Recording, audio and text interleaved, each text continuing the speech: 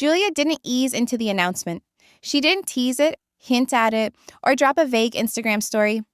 She left the United States quietly, abruptly, and without giving Brandon or the fans even a breath of warning. One day, she was posting her usual soft smile selfies from Virginia, and the next she was on a plane back to Russia with nothing but a suitcase and a silence that felt louder than any breakup statement. Welcome back to the channel, everyone. If you're new here, hit that subscribe button, drop a comment with your first reaction to Julia's sudden exit, and let's get into what really happened. Because this isn't just a trip home. It's the unraveling of something much deeper. Here's the part casual viewers missed. Simba's tragedy, the loss of the dog she considered her child, didn't just break her heart. It cracked open something she had been holding in for years. Her infertility grief, the kind she never fully processed, the kind that never fit neatly into her marriage, and the kind Brandon never knew how to hold space for. That grief sat between them like a third partner, invisible but powerful enough to shift the whole dynamic. And now, the open loops begin. Why did this become the moment where the relationship finally broke past the point of repair? How did her grief become so invisible that even Brandon didn't see the emotional storm she was drowning in? Why did she avoid announcing the exit? Was it fear, pride, or something far more complicated? And most importantly, why did returning to her family feel like the first real breath she's taken in months? Long before Julia boarded that plane, the relationship was already thinning at the edges. And the public timeline actually shows it if you know how to read between the posts, the interviews, and the silences. After relocating more than once, juggling unstable work, managing visa pressure, and constantly trying to rebuild a sense of home, Julia's life in the US slowly shifted from exciting to isolating. She was surrounded by people, yet somehow lonelier than ever. Here's where the cracks really began. The missed emotional cues. Julia isn't someone who hides her feelings easily. Her stress shows up in her eyes, her tone, the way she spirals into humor when she doesn't want to cry. And yet, those moments slipped right past Brandon. Not because he's heartless, but because he has a habit of assuming things will calm down on their own. Except grief doesn't calm down. It compounds. Which brings us to Simba's death. On the show, it was framed as a sad moment, an unfortunate loss. But viewers didn't see the nights she didn't sleep, the guilt she carried, or the way she blamed herself, even though she couldn't have prevented it. Simba wasn't just a pet. Simba was the closest thing she had allowed herself to call family in America. Losing him struck at the deepest part of her. The part shaped by years of infertility struggles. The part terrified she might never have children. The part that already lived with unspoken heartbreak. Why did this hit harder than the show portrayed? Because Simba wasn't just a companion. He was her emotional anchor. And here's where things quietly shifted. Julia's self-worth. She began seeing herself as someone who brought problems into the marriage. Stress, sadness, instability. Every day that Brandon stayed emotionally distant after Simba's death, even unintentionally, reinforced that belief. He underestimated the impact because he assumed she was strong in the same way he was detached. And when she realized he couldn't meet her where she was emotionally, she turned to the only coping strategy she had left: silence. The quieter she became, the more she withdrew. The more she convinced herself that her feelings weren't worth expressing at all. Grief isn't a moment, it's a character. It moves into your life, takes up space, rearranges things when you're not looking, and whispers to you when nobody else notices. And after Simba's death, grief became the third presence in Julia and Brandon's marriage. Uninvited, unspoken, but impossible to ignore. Simba wasn't just a dog. Simba was emotional grounding in a country where Julia constantly felt out of place. When work felt uncertain, when relocations made life feel temporary, when loneliness crept in, Simba was the one living being she didn't have to explain herself to. He gave her structure, affection, and a sense of being needed, something she struggled to feel in her marriage. So when he died, the emotional collapse wasn't just about losing a pet. It was about losing the last piece of stability she had in the US, and the grief didn't hit a vacuum. It collided with years of infertility pain that she rarely talked about publicly. Infertility isn't just a medical issue. It infects identity. It changes the way you see yourself, your body, and your future. Julia had always imagined motherhood, her own family, her own traditions, her own children. But when pregnancy never came, and when doctors offered no reassurance, she quietly built her life around the idea that Simba was the closest thing she would ever get to a child. That part never made it onto the show. Infertility shaped everything. How she planned her future, how she compared herself to others, how much pressure she put on herself to be enough. It's why Simba's death shattered something deeper, because it didn't just represent the end of companionship.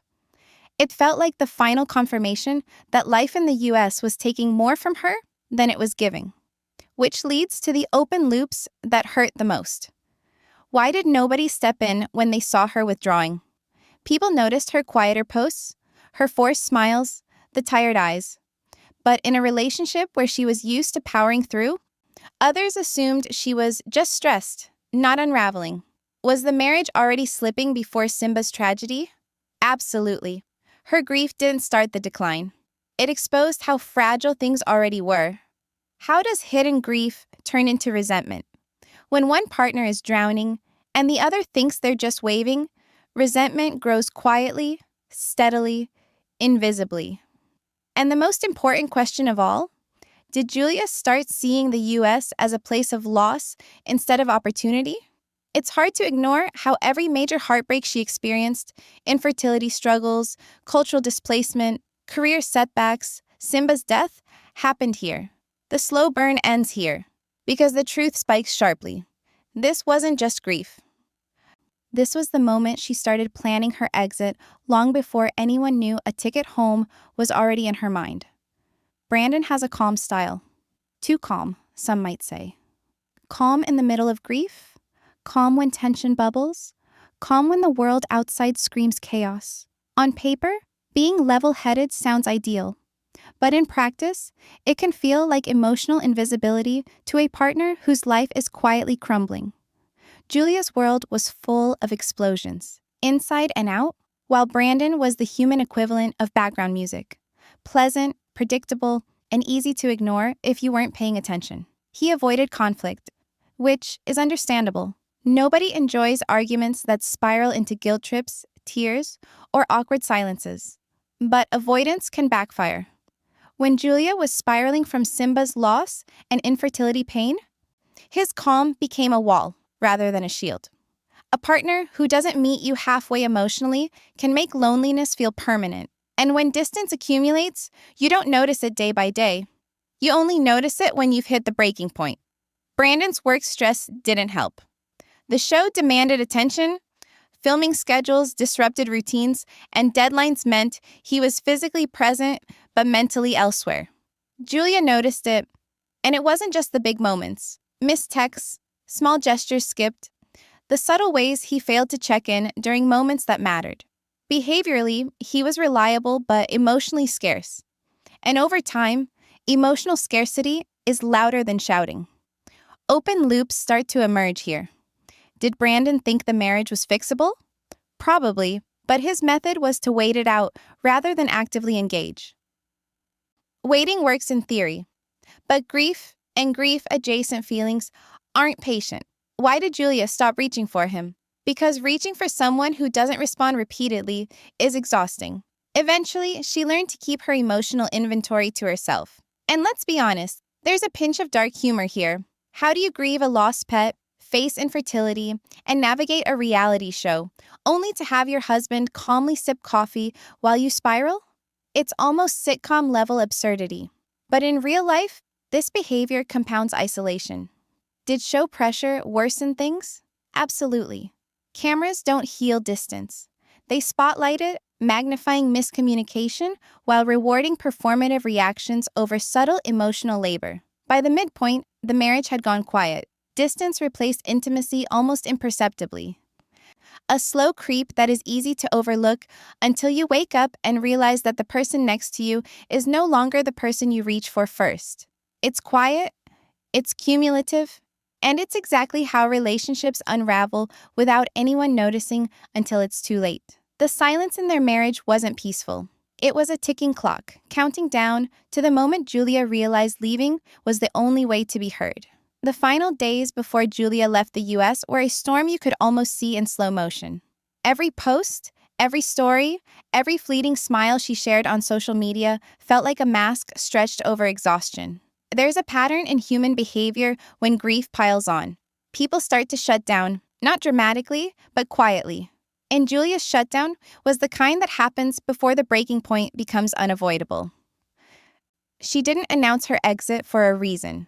Leaving isn't glamorous, and grief isn't a press release. There's a cocktail of shame, frustration, and sheer fatigue that makes you retreat into silence. Public visibility amplifies that silence. Every glance, every comment, every "where is she?" from fans could feel like pressure on an already fragile system. Staying quiet wasn't avoidance. It was survival. Small cues from her posts hinted at the emotional load. Late-night reflections, snapshots with Simba, brief mentions of longing or loss, all pointed to a woman processing layers of trauma and invisible pain. Every day in the house, under the same roof as Brandon, the pressure compounded. Work stress, show obligations, and the invisible grief of infertility formed a triangle that left almost no space for her own emotions. Returning to her family overseas became a turning point. Familiar voices, known routines, and unconditional support recalibrated her mindset. Grief doesn't disappear, but the weight feels lighter when there's someone to witness it. This move wasn't about escape in the dramatic sense. It was a strategic pause to breathe, to reassess, and to reclaim pieces of herself that had been buried in silence. The exit also sent ripples through the relationship. It wasn't public, it wasn't explosive, but it was decisive. Brandon's distance, the household dynamics, and the pressure of keeping appearances collided with her need to survive emotionally.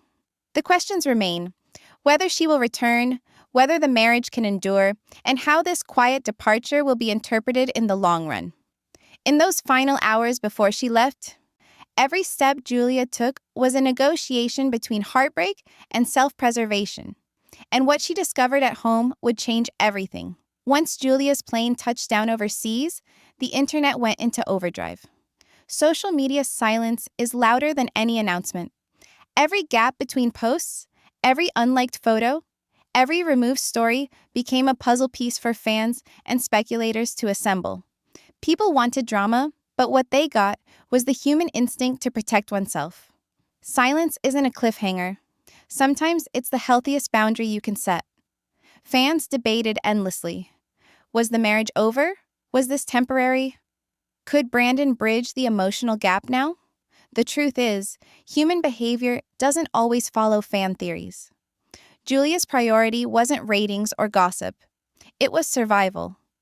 Brandon, on the other hand, faced a different struggle. Calm, practical, and conflict-averse, he seemed detached, but detachment isn't the same as indifference. It's just another coping strategy, sometimes a failing one, but one he relied on nonetheless. The contrast created tension in perception. Julia's absence looked dramatic, yet it was methodical. Brandon's presence looked steady, yet it might have been misread as emotional absence. Both reactions are rooted in very human patterns. Grief, exhaustion, and unmet emotional needs push people into behaviors that can be misinterpreted by outsiders. This stage also reveals something crucial about long-term relationships under public scrutiny. When emotions are constantly visible but not fully understood, the silent moves, like leaving quietly, carry more weight than any explosive argument ever could. Recovery isn't just about reconciliation. It's about acknowledging emotional gaps that were ignored until they became unmanageable. Whether the marriage is recoverable is unclear, but one thing is certain. Julia needed space to process, and Brandon might need the same. Their next moves will reveal whether survival leads to personal clarity or a permanent split. Fans will watch, comment, and theorize, but behind the screens, lives are recalibrating in ways only the people involved truly understand. As silence stretches into days, the question lingers: will distance heal what was broken? Or has this quiet exit rewritten the future for both Julia and Brandon forever? In the end, Julia's exit wasn't a stunt, a threat, or even a reaction to Brandon. It was an act of self-preservation. She left because staying meant shrinking further, letting grief fester, and surrendering the last pieces of her identity. Simba's loss and infertility pain weren't just plot points. They were the weight she carried alone while the world kept scrolling. Leaving quietly allowed her to reclaim space, clarity, and the chance to breathe without performing for anyone. Brandon's calm demeanor and conflict avoidance didn't cause the departure, but they shaped the environment where silence became louder than words.